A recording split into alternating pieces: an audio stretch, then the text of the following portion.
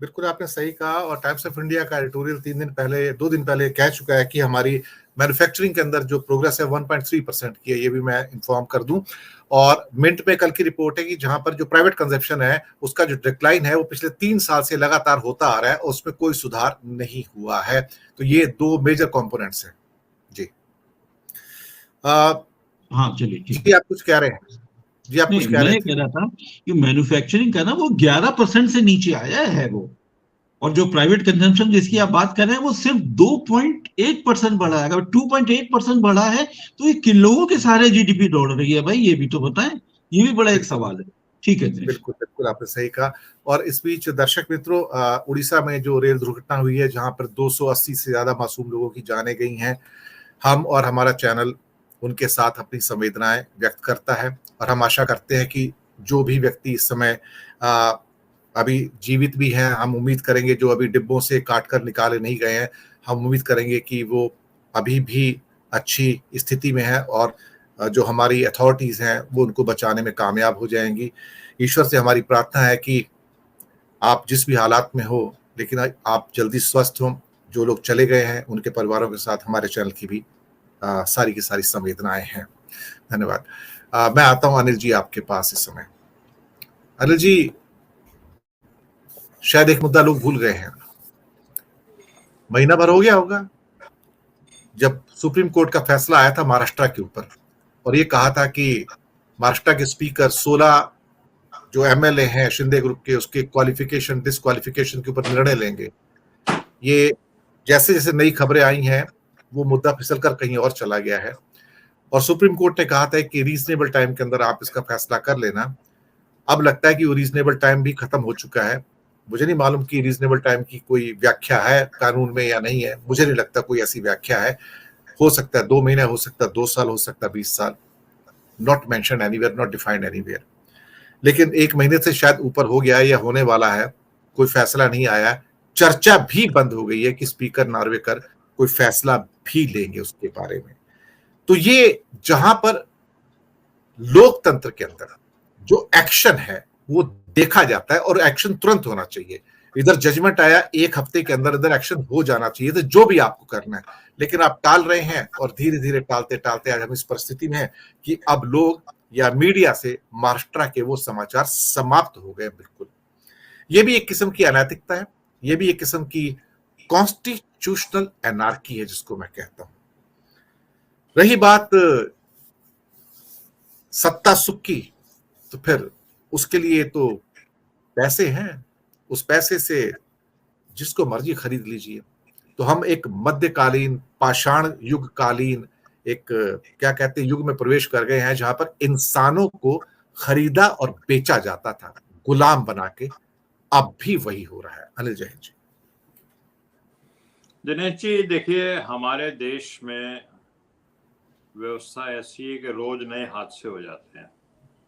अब आपने train accident का जिक्र किया, 3 ट्रेन टकरा गई और कल तक वंदे भारत ट्रेन की बातें हो रही थी, बुलेट ट्रेन की बातें हो रही थी। और मैं देखता था भेड़ बकरियों की तरह आदमी, जो साधारण ट्रेन है, जो साधारण आम भारतीय है, वो भेड़ बकरियों की तरह टॉयलेट के साथ बैठा हुआ है, अपने परिवार के बच्चों के साथ महिला बैठी हुई है,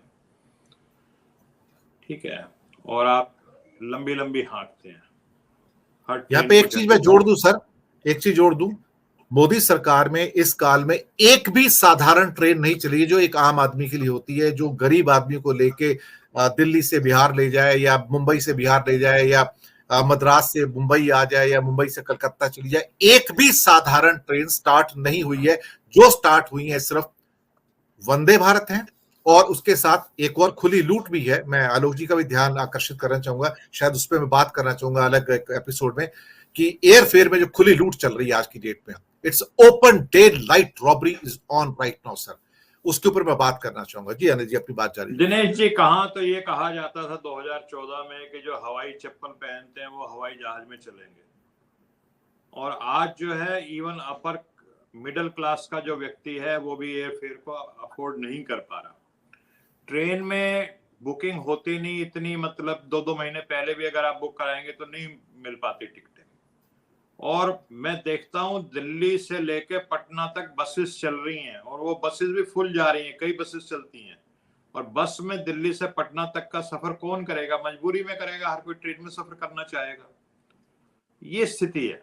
और फिर आप कहते हैं जी 400 मीटर पहले हमारी ट्रेन रुक जाएंगी अगर कोई एक ही ट्रैक पे आमने सामने से ट्रेन आ रही होगी। कितना इस चीज का शोर मचाया गया था और आपने देखा क्या हुआ कल। और अब आपको महाराष्ट्र के एमएलए की बात करते हैं, तो जैसे एक वो शायर भी ने भी कभी कहा था कि हादसे इतने होते हैं हमारे देश में कि खून से छपकर भी अखबार निकल सकते हैं। रोज हादसे हो रहे हैं। अब ट्रेन की बात हो रही है तो हम अपनी बेटियों की बातों को भूल रहे हैं। अगर हम नैतिकता में रख के चलते हैं तो जो हमारी बेटियां, जो होनहार बेटियां, जो हम भारत की शान बेटियां, उनके साथ जो हो रहा है, और वो जो शब्द जो इंडियन एक्सप्रेस में जो छप के चीजें आई हैं, मैं दिनेश जी आपके सामने उनको रिपीट नहीं कर सकता।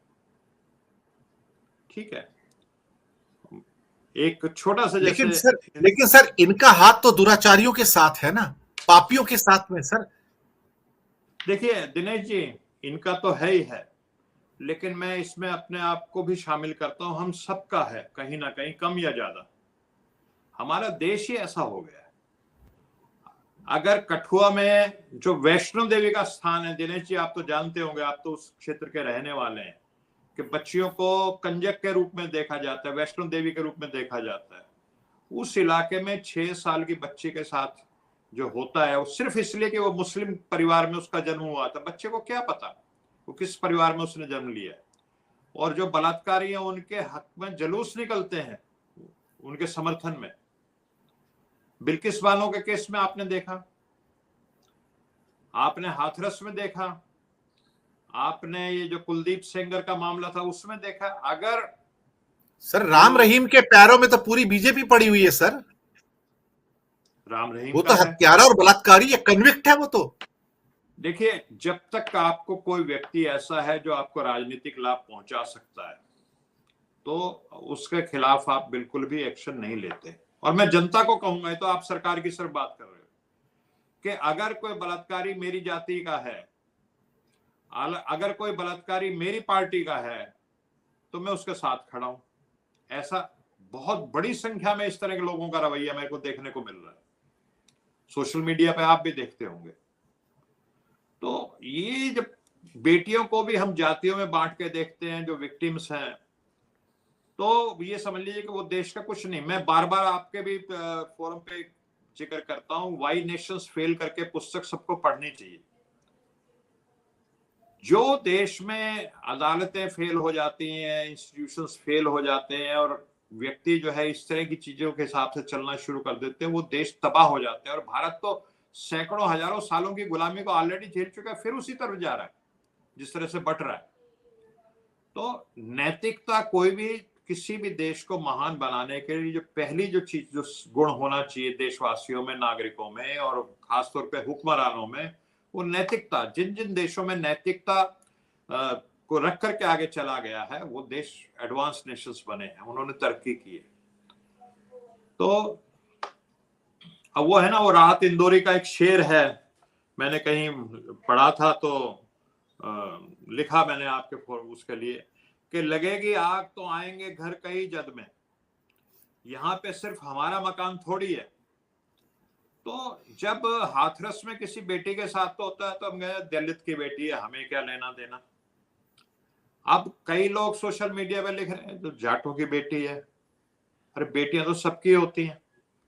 एक बार अगर ये इस तरह से ये सिलसिला चल रहा है दिनेश जी, अगर ये सिलसिला इसी तरह चलता रहा तो बहुत दिन दूर नहीं कि कल को मेरी बेटी के साथ भी ऐसा हो सकता है, आपकी बेटी के साथ भी यही चीज हो सकती है, और आप और मैं कुछ नहीं कर पाएंगे। आपने देखा कुलदीप सेंगर का जो जिस बेटी के साथ हुआ, उसका पिता थाने में गया तो उसको इतना पीट दिया गया उसकी जान निकल गई। तो ये जो चीजें हैं देश को बनाने के लिए, क्या हमारे जो स्वतंत्रता सेनानी जो हजारों शहीद हो गए, शहीद आजम भगत सिंह, क्या इसलिए वो फांसी पे चढ़ा कि वो सिर्फ जाटों की आजादी के लिए फांसी पे चढ़ा? 99% को तो ये भी नहीं पता होगा कि वो जाट था। लेकिन आज के माहौल में उसको जाट बता दिया जाता कि शहीद आजम भगत सिंह तो जाट है जी। तो इस तरह से जातियों में बांट करके, धर्मों में बांट करके जो विभाजन जिस तरह से देश को किया जा रहा है और नैतिकता का पतन हो रहा है, दिनेश जी ये देश फिर से गुलाम हो जाएगा अगर इसी रास्ते पे चलता रहा। मैं दावे के साथ कह रहा हूं, मैंने भी बहुत इतिहास पढ़ा है जी। पहले भी इसलिए गुलाम हुआ था। 636 रियासतों में बटे हो, जातियों में बटे हो, कैसे आप देश को मजबूत बनाएंगे? तो ये जो भी मामला है, खाप पंचायतें, कोई बेटी अगर कोई जाति से बाहर विवाह कर लेती है तब तो लाखों लोग जुट जाते हैं खाप पंचायत में, ऑनर किलिंग भी होती हैं।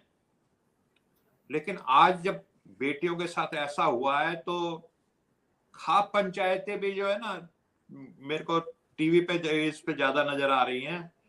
कहीं 10 लाख 5 लाख आदमी जैसे वो कोई बेटी इधर उधर शादी कर लेती है तो इकट्ठे हो जाते हैं, हुए नहीं हुए।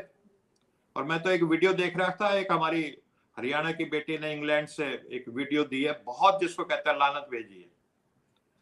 तो दिनेश जी जो आप नैतिकता की बात कर रहे हैं ना, वो सबसे पहली जरूरत है। नेताजी सुभाष चंद्र बोस ने जब आजाद हिंद फौज बनाई तो जो ब्रिटिश इंडियन आर्मी के जो 60,000 लोग ज्वाइन किया उन्होंने, तो नेताजी ने कहा कि देखिए आपको आर्म्स चलाना आता है, आपको किसी ट्रेनिंग की जरूरत नहीं है, आपको 3 महीने मॉरल ट्रेनिंग दी जाएगी, नैतिकता की, जिसकी बात दिनेश जी आप कर रहे हैं। क्योंकि आप ब्रिटिश इंडियन आर्मी में रह करके देश को और समाज को और जो नैतिकता की चीज को आप भूल चुके हैं। क्योंकि इसमें कोई शक नहीं, मेरे फादर भी ब्रिटिश इंडियन आर्मी में थे और आईएनए में गए, तो वो भाड़े के सैनिक थे, अपने पेट की खातिर तनख्वाह के लिए ब्रिटिश के लिए लड़ रहे थे।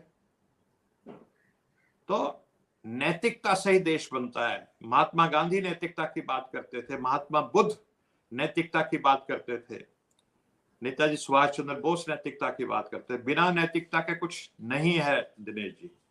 जी सही बात, अच्छे बिंदु उठाए आपने और